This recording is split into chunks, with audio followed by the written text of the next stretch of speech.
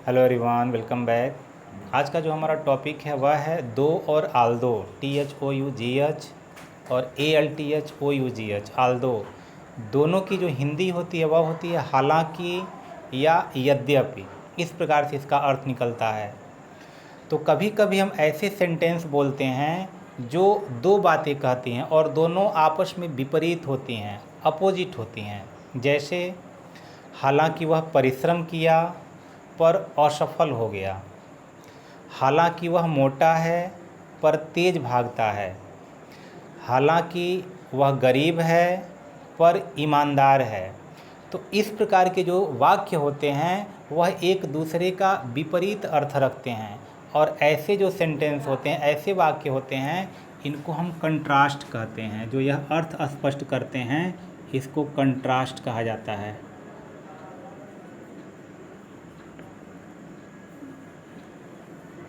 इनको कंट्रास्ट यानी विरोध प्रकट करने वाले या अंतर बताने वाले सेंटेंस कहा जाता है।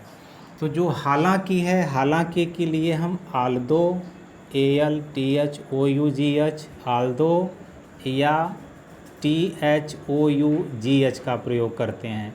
दोनों का मतलब होता है हालांकि या यद्यपि। तो आइए देखते हैं कि हम इसका किस प्रकार एक सेंटेंस में प्रयोग करते हैं। जैसे दिया है कि हालांकि वह परिश्रम किया पर सफल नहीं हुआ। तो अब यह सेंटेंस एक दूसरे का विरोध प्रकट कर रहा है, दोनों में अंतर स्पष्ट कर रहा है। क्या है कि वह परिश्रम तो किया लेकिन सफल नहीं हुआ। तो परिश्रम किया तो उसे सफल होना चाहिए, लेकिन इसमें एक दूसरे का यह अपोजिट हो जा रहा है कि परिश्रम किया लेकिन सफल नहीं हुआ। तो हालांकि के लिए हम अंग्रेजी यहाँ आल्दो लिखते हैं, ALTHOUGH, आल्दो। उसके बाद वह परिश्रम किया तो यहाँ लिख देंगे ही वर्कड हार्ड। ये हो गया ही वर्कड हार्ड। और पर के लिए कॉमा लगाएंगे, यानी थोड़ा सा हम विराम देंगे वहाँ। तो उस विराम के लिए हम पर की अंग्रेजी हम यहाँ बट या एट नहीं लिखेंगे, केवल यहाँ हम कॉमा लगाएंगे। सफल नहीं हुआ, कौन सफल नहीं हुआ? तो जो परिश्रम किया है वह सफल नहीं हुआ। तो ही डिड नॉट, और यहाँ हो जाएगा सक्सीड, ये हुआ। आल्दो ही वर्कड हार्ड, यद्यपि या हालांकि उसने परिश्रम किया। ही डिड नॉट सक्सीड, लेकिन या पर वह सफल नहीं हुआ। फिर उसी प्रकार दे रहा है कि हालांकि देश तरक्की कर रहा है पर भ्रष्टाचार कम नहीं हुआ है। तो हालांकि इसके लिए आल्दो का प्रयोग करेंगे, Aldous the country is progressing, पर के लिए फिर कॉमा लगाएंगे। भ्रष्टाचार कम नहीं हुआ है, तो भ्रष्टाचार द करप्शन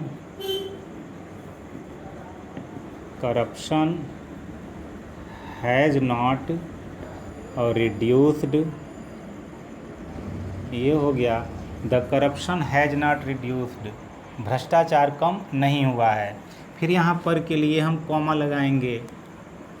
तो दोनों सेंटेंस एक दूसरे का एक तरह से अपोजिट हो रहा है, यानी देश तरक्की कर रहा है तो भ्रष्टाचार भी कम होना चाहिए, लेकिन दे रहा है कि हालांकि देश तरक्की कर रहा है पर भ्रष्टाचार कम नहीं हुआ है।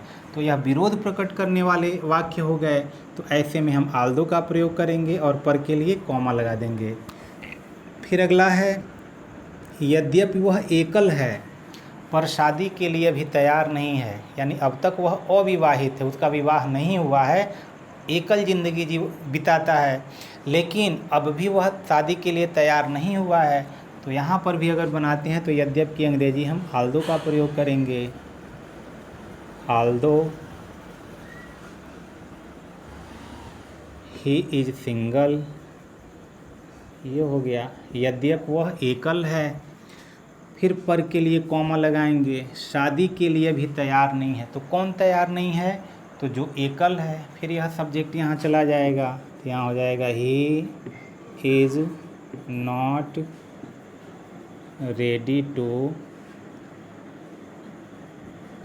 मैरी और एट, यानी अभी वह शादी के लिए तैयार नहीं है। अब देखेंगे हालांकि तुम व्यस्त थे पर मेरी मदद किए, यानी व्यस्त थे तो मदद नहीं करनी चाहिए। फिर इसका विरोध प्रकट करने वाला आ गया सेंस कि यद्यपि या हालांकि तुम व्यस्त थे पर मेरी मदद किए। तो फिर अब हालांकि के लिए दो का प्रयोग करेंगे। अब कहेंगे आल्दो का प्रयोग क्यों नहीं करेंगे, तो आल्दो का भी प्रयोग कर सकते हैं। आल्दो और दो में अंतर क्या है, जैसे कह सकते हैं कि आल्दो जो होता है, जैसे एक व्यक्ति का जो प्रॉपर नेम होता है और एक निक नेम होता है, तो प्रॉपर नेम की जगह यहाँ पे जो आल्दो है और निक नेम की जगह यहाँ दो है। दोनों का मतलब एक ही है, हम दोनों का प्रयोग जहाँ चाहें कर सकते हैं। या तो यहाँ दो का भी प्रयोग कर सकते हैं, आल्दो का भी, यहाँ आल्दो किए हैं दो का भी प्रयोग कर सकते हैं। इसमें किसी प्रकार का कोई कन्फ्यूज़न नहीं है। तो फिर यहाँ होगा दो तुम व्यस्त थे, यहाँ हो गया यू वर बिजी, पर के लिए फिर कॉमा लगाएंगे। मेरी मदद किए, तो कौन मदद किया, तो जो व्यस्त था, तो यहाँ हो जाएगा यू हेल्प्ड मी, पर मेरी मदद किए। फिर उसी प्रकार दिया है कि हालांकि वह बहुत आलसी है पर रोज़ नहाता है।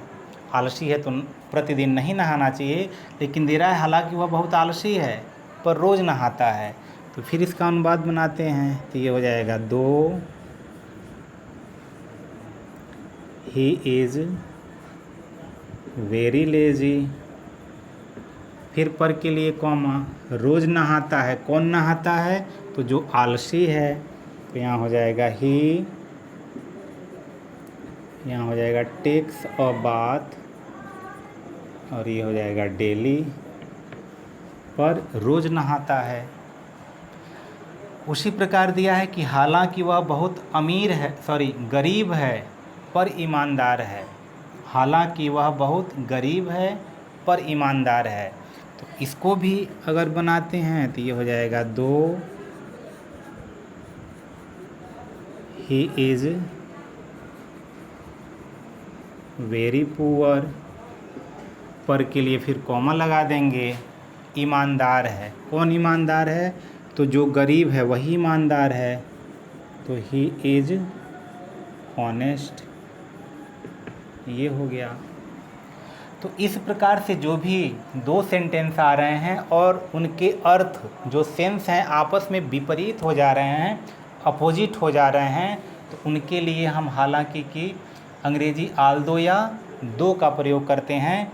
तो आशा करते हैं यह वीडियो आपको समझ में आया होगा। अगर समझ में आया होगा तो लास्ट वाला जो सेंटेंस है, यद्यपि वह बहुत कम खाता है पर वह मोटा होता जा रहा है, इसका आप लोग अनुवाद करके आप कमेंट बॉक्स में ज़रूर डालेंगे। यदि अब तक आपने इस चैनल को सब्सक्राइब नहीं किया है तो सब्सक्राइब भी कर दीजिए, लाइक कीजिए। फिर मिलते हैं किसी अन्य वीडियो में, तब तक के लिए बहुत बहुत धन्यवाद।